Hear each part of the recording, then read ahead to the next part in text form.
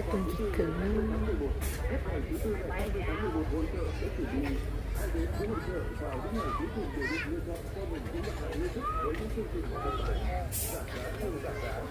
rất nhiều các mặt hàng như quần áo, giày dép, chăn, ga, gối, nệm cùng các mặt hàng gia dụng, đồ điện, đồ điện tử, khu vui chơi giải trí dành cho trẻ em, cùng nhiều chương trình khuyến mãi, giảm giá, hàng đêm tại sân khấu hội chợ có các chương trình ca nhạc, nhớ dùng cho nên số lên số tủ nữa cho nên cho bé một tỷ cứ một yếu khổng nữa rồi bé một yếu khổng ok nữa sẽ chuẩn trả cố cam một nữa sẽ có sẽ bé một yếu nó chỉ cho nó chỉ nữa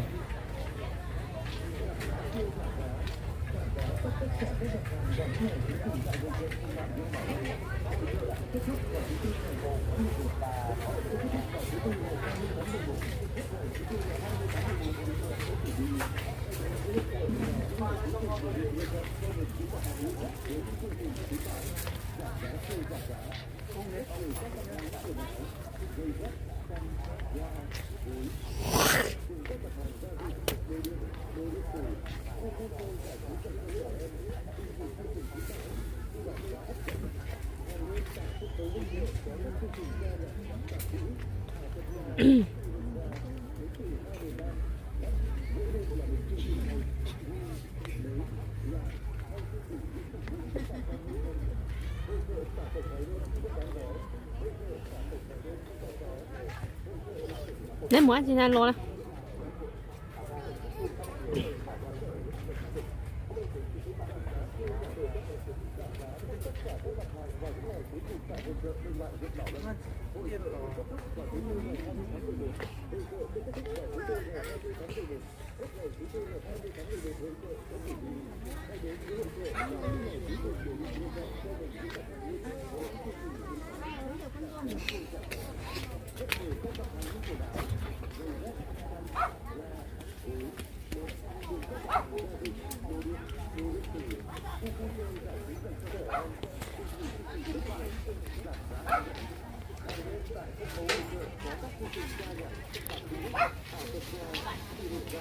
Mà bên nào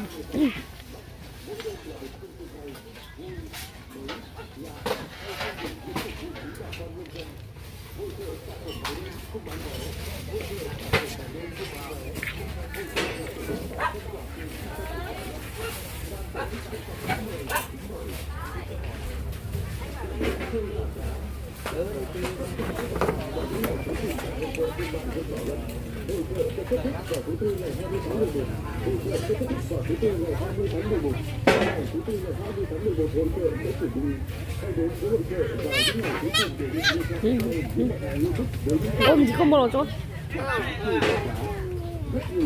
gì không bỏ cho nên chị bao chị lại cho đặt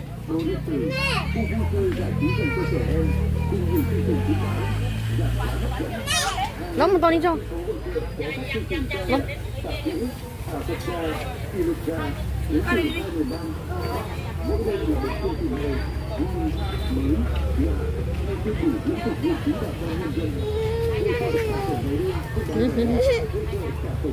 ôi chị muốn đau cho lắm chị mà chị đó nó khác cái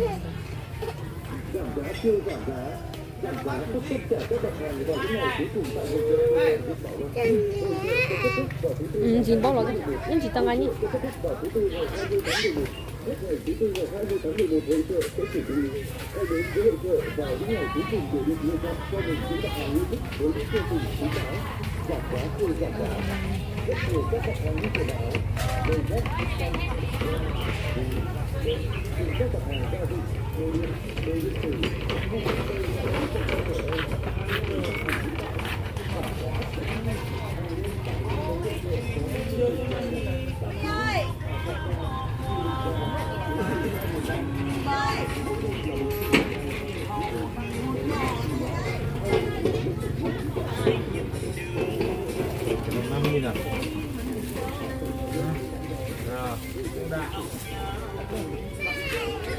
con thì bò con bò Hả? Nó bé mình chứ.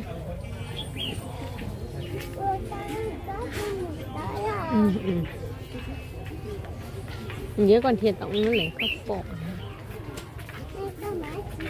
Đó mình theo đi.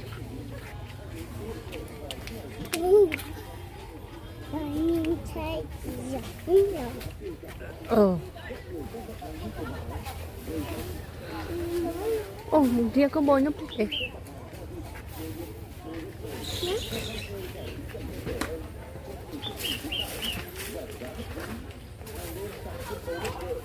Bớt to cho nên.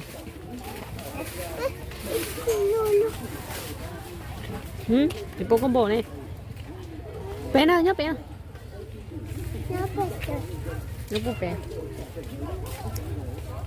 Dùng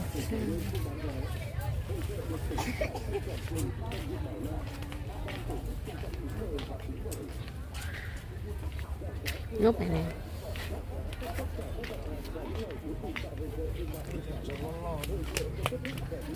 Không trốn đâu. thả nó chụp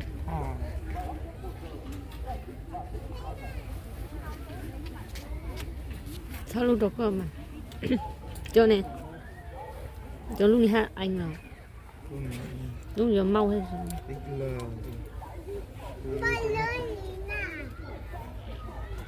có một tẻ thế này.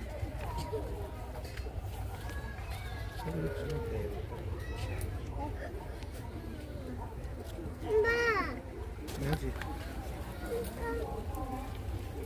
Cái gì sửa luôn này hết.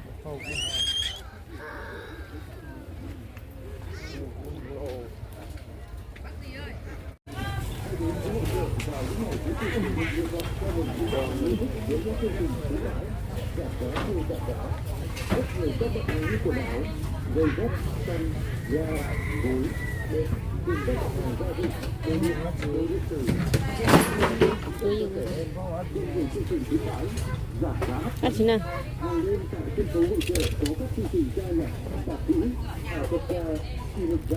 Mình ngồi tụi nó mà chín chồng thế rồi. Con gà bao nhiêu em? Cùng một tộc kia ha. Có pin không? Bay như nào? Nó đều tay cô đúng không? Bay à? Giảm giá xương giảm giá tất cả các mặt hàng vào những ngày cuối cùng tại hội chợ thương mại Việt Bảo Lâm. Hội chợ tăng đơn này bao nhiêu ngày 20 tháng 11. Hội chợ sẽ kết thúc vào thứ tư ngày 20 tháng 11. Hết ngày thứ tư ngày 20 tháng 11 hội chợ sẽ chuyển đi. Hãy đến với hội chợ vào những ngày cuối cùng để được lựa chọn cho mình những mặt hàng yêu thích với những chương trình khuyến mãi. Ồ, thì có mấy. À, chỉ cô. Các mặt hàng như quần áo. Ồ, thiệt rồi. Vô cái rồi. Cái kia bao nhiêu tiền? Cái này. Chị vô nào cái thôi. À, tao cái rồi. Phải không à? Chú hả chị? Cái này bấm chơi cái gì nhỉ?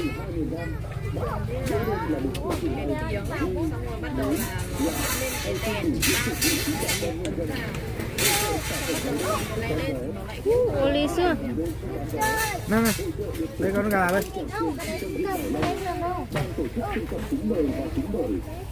Vâng.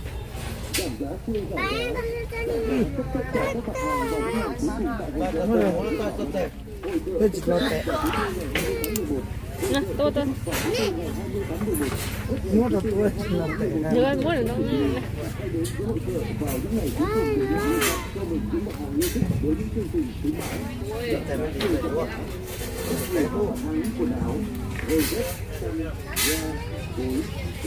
cùng các mặt hàng gia dụng, đồ điện tử, khu vui chơi giải trí dành cho trẻ em, cùng nhiều chương trình khuyến mãi, giảm giá hấp dẫn. Lo bay nè, nè.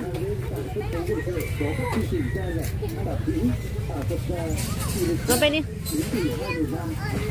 Mỗi đêm là một chương trình hay, vui, Cái này chưa chứ. hay trên biểu diễn phục vụ quý bà con nhân dân.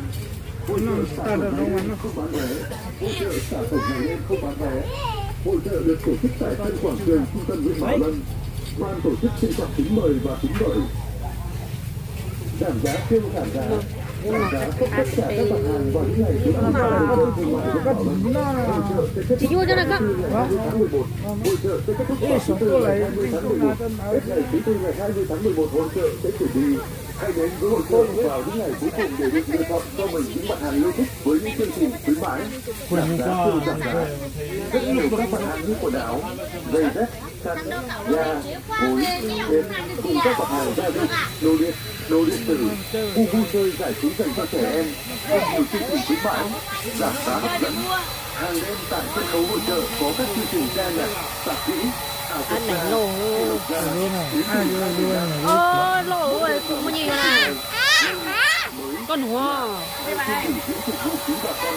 Gấu bông ăn thế nào đấy? Mua thôi. Con bé cái bao nhiêu tiền? Đây 50.000. Đây kia hàng biến kia. tụi mẹ thịt lấu nữa con nó bê chấu rồi con giá chỉ luôn nhưng mà như thế thì đồng chúng Con này bao nhiêu? Con này 250 hay bà này? Nặng nhẹ. Đi thôi. Đồ điện tử, khu vui chơi giải trí dành cho trẻ em, cùng nhiều chương trình khuyến mãi, giảm giá hấp dẫn. Hàng đêm tại sân khấu hội chợ có các chương trình ca nhạc, tạp kỹ. Cho nó có chỉ hàng tục hai bữa mà. Thế một điều gì tao bảo. Mỗi đêm là một chương trình hay. chưa liền đấy Điều gì tao đem nó. Hội chợ xả cổng ngày đêm không bán vé.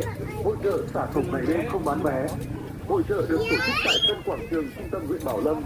Ban tổ chức trân trọng kính mời và kính mời. Giảm giá siêu giảm giá trong tất cả các mặt hàng vào những ngày cuối cùng tại hội chợ thương mại Huyện Bảo Lâm. lúc buộc không ở đâu Sẽ kết thúc vào thứ Tư ngày 20 tháng 11. Hội chợ sẽ kết thúc vào thứ Tư ngày 20 tháng 11. Hết ngày 20 tháng 11 hội chợ sẽ chuyển đi. Hãy đến với hội chợ vào những ngày cuối cùng để được lựa chọn cho mình những mặt hàng khuyến mãi, giảm giá siêu giảm giá. Rất nhiều các mặt hàng như quần áo, giày dép, chăn, da, gối, đệm, các mặt hàng gia dụng, đồ điện tử, khu vui chơi giải trí dành cho trẻ em.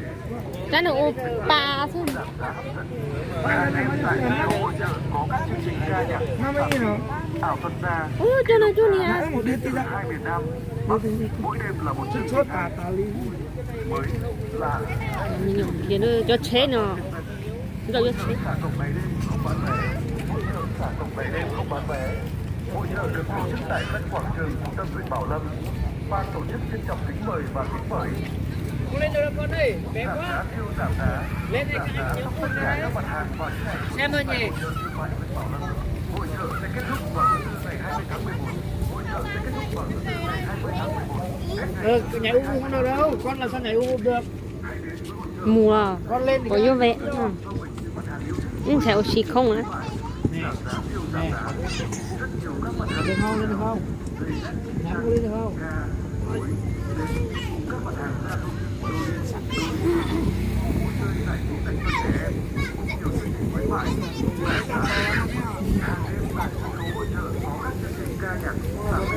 Ảo thuật gia, đến từ hai miền Nam, Bắc, mỗi đêm là một chương trình hay, vui, mới, lạ, hay. để ăn tôi ảo cái tập khí đã Hội chợ xả cổng ngày đêm Đây là vào đây mà.